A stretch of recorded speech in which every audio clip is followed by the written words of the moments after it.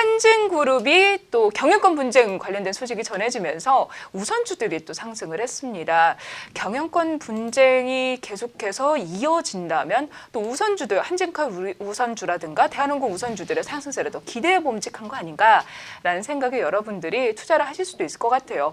대표님은 어떻게 보시나요? 네, 잘 보고 있습니다. 네, 누가 대표가 될까요? 네, 회장님이 누가 되실까요? 이 부분이 가장 큰 핵심이라고 봐야 될 것 같은데, 이번 올해 들면서 그래도 여러 가지 어떻게 보면은 행동주의 펀드랑 관련돼서 가장 그래도 대형주 쪽에서 관심 있는 종목 꼽으라고 그러면 여기저기서 저는 한진칼만 말씀드렸습니다. 그러다가 주가가 쭉 빠지다가 이번에 6.5 사태가 나오신 회장님의 돌아가심이 나오면서 주가가 또 급반등을 한번 했었죠. 근데 여러 가지 흐름들이 나오고 또 변화가 나온다고 하더라도 여기서 이 부분은 솔직히 말씀드리면 결론만 말씀드리면 핵심이 아닙니다.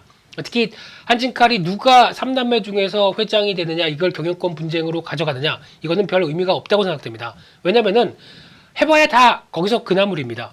이런 표현 들어서 죄송합니다만, 네, 죄송합니다. 조 사장님들, 네, 부사장님들 죄송합니다. 제가 이런 표현 써서 죄송합니다만. 카페 가입하실 수도 있어요. 그러면 안 됩니다. 폭파당합니다.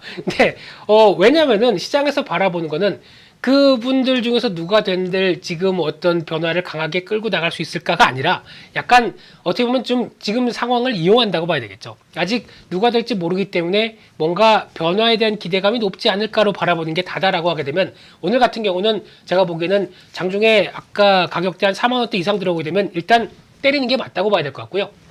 가장 큰 핵심은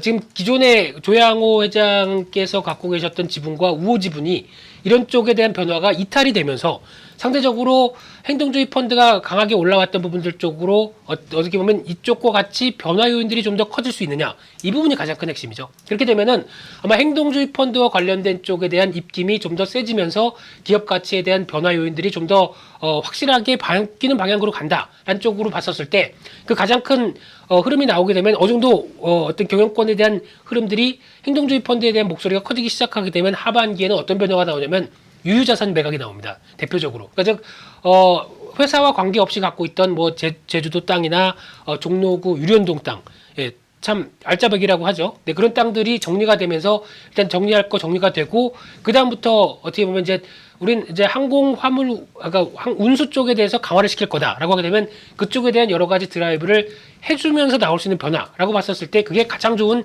기업 가치의 변화입니다. 근데 지금 단순하게 세 분이서 어떻게 보면 왔다 갔다 하는 거는 제가 보기엔 큰 의미는 없다라는 관점 쪽에서 일단 지금은 올라오게 되면 파는 게 좋겠다라는 전략으로 정리해서 말씀드리겠습니다.